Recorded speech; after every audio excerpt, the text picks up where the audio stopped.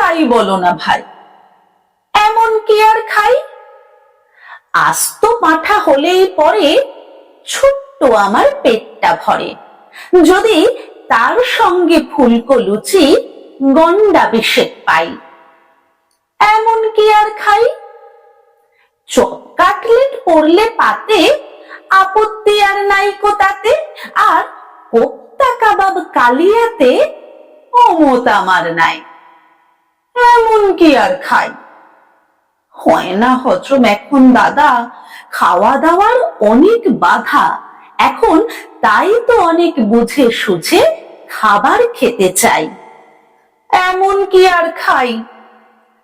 শের ৫-৬ রাবড়ি দধি তোমরা আমায় খাওয়াও যদি, কষ্ট করে এই বয়সেও খেতেও পারি তাই।